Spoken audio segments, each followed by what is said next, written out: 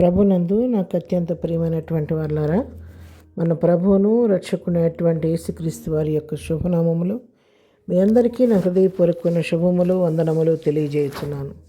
ఉదయకాలం దేవుని వాక్యం ధ్యానం చేసుకుందాం. ఈరోజు వాక్య ధ్యానం కొరకు మనం తీసుకున్నట్లు లేఖన భాగము పేతురు రాసిన మొదటి పత్రిక 2వ అధ్యాయం 24వ వచనం చదువుకుందాం. మనము పాపముల విషయమై చనిపోయి నీతి విషయమై జీవించినట్లు ఆయన తానే తన శరీరమందు మన పాపములను మ్రాను మీద మోసుకొనును. ఆయన పొందిన గాయముల చేత మీరు స్వస్థత నొందితిరి.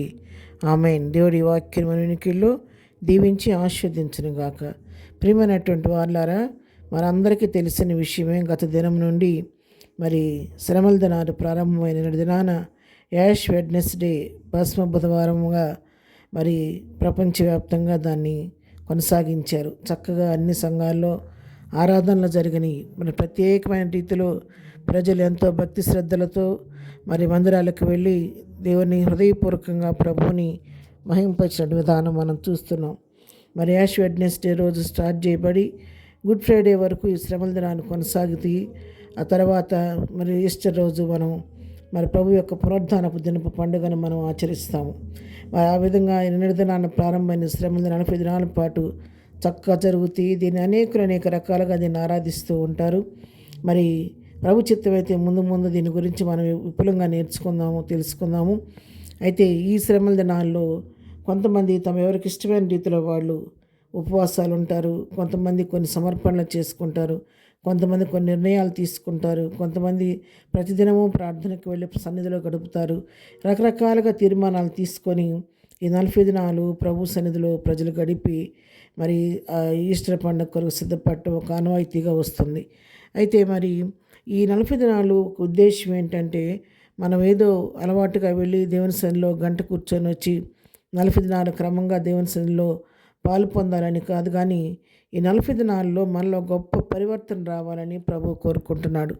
ఎందుకంటే ప్రభు మనం వాస్తవంగా మరణపాత్రుడు మనల్ని చనిపోవలసిన వారమై ఉండగా, మన పాపల విషయం మనం చనిపోవలసిన వారమై ఉండగా, ప్రభు మనకు బదులుగా ఆయన మన కొరకు చనిపోయి మనల్ని నీతి విషయమై జీవింపచేశాడు. ఆయన తానే మరి తన శరీరం మన పాపములను మ్రాను మీద మోసుకున్నాడు. మరి ఆయన మ్రాను మీద మనందరి పాపాలను మోసుకొని భరించి మనందరి కొరకు బలియాగం అయిపోయాడు. ఆయన చేసినటువంటి ఆ శిలువ బలియాగం ద్వారా ఈ రోజున నీకు నాకు రక్షణ కలుగుతుంది. అంతేకాదు ఆయన పొందిన గాయముల చేత మనకు స్వస్థత కలుగుతుంది ప్రియులారా. కాబట్టి ఈ యొక్క ప్రభువు చేసే శిలువ బలియాగాన్ని జ్ఞాపకం చేసుకుంటూ ప్రభువు పడినటువంటి ఆ యొక్క శ్రమను, ఆ యొక్క పొందినటువంటి గాయములను మనం జ్ఞాపకం చేసుకుంటూ ఒకసారి ప్రభువుని జ్ఞాపకం చేసుకోవాల్సిన సమయం ఇది. అయితే ఏదో మనం జ్ఞాపకం చేసుకొని సానుభూతి చూపిస్తే దానివల్ల తనకి ఏదో మేలు కలుగుద్దని కాదు, కానీ ఈ శ్రమల దినాలు ప్రభువారి శ్రమలను మనం జ్ఞాపకం చేసుకుంటుండగా మనలో గొప్ప పరివర్తన రావాలి. మన పరిస్థితులు నూతనపరచబడాలి. మన హృదయ స్థితి మారాలి. ఈ 40 దినాలు పూర్తయ్యేసరికి మనందరం కూడా ఒక రూపాంతరపు అనుభవంలోకి మనం రావాలి. మన ఆలోచన విధానం మారాలి. మన తలంపులు మారాలి. మన స్వభావాలు మారాలి. మన క్రియలు మారాలి. మన నడవడి మారాలి.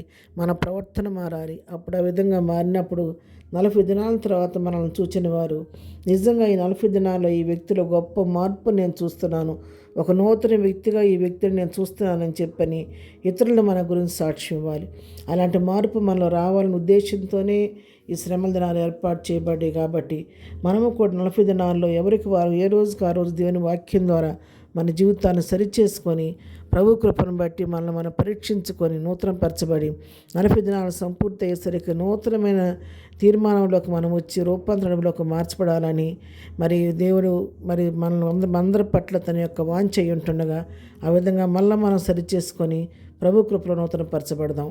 ప్రార్థన. ప్రేమగల తండ్రి, పరిశుద్ధుడైన మా ప్రియ ప్రభా, నీ పాదముల కొందనాలు. ఏదైనా వాక్యం మా ప్రియులందరినీ దీవించి ఆశీర్వదించండి ప్రభా. గదనం నుంచి మన శ్రమల దినాలు ప్రారంభమయ్యి కొనసాగుతుండగా నాయన 40 దినాల్లో మా అందరిలో గొప్ప మార్పు కలుగు చేయండి. మా జీవితాల్లో నూతనత్వం కలుగుచ్చాను. మా ఆలోచనలు, మా తలంపులు, మా ఊహలు, మా ఉద్దేశాలు, మా స్వభావాలు మార్చి నూతన వ్యక్తులుగా మనం తీర్చిదిద్దండి నాయన. నీ స్వరూపం మాలోకి రానివ్వండి అయ్యా. నీ స్తోత్రాన్ని ఇదాన్ని బిడ్డలు చేస్తున్న పనిపాట్లు తోడుగుండని, వెళుతున్న మార్గాలను నీ కాపుదల దయచేయండి. ఎగ్జామ్స్ రాస్తున్న బిడ్డలందరికీ ప్రత్యేకమైన జ్ఞానం దయచేయండి. బర్త్డే, వివాహ దినం జరుపుకుంటున్న వారి కుటుంబం, వారి బిడ్డలకి వారి జీవితాల్లో మేలు, ఆశీర్వాదం, దీవెన దయచేయండి. దుఃఖంలో ఉన్న కుటుంబాల ఓదార్చండి, బలహీనలు బలపరచండి, కురిగిన వారిని లేవనెత్తండి. ప్రతి వారి అవసరాలకు మీ నామలో తీర్చమని యేసునామములో ప్రార్థించి అడిగి ముందుకొరియున్నాము తండ్రి.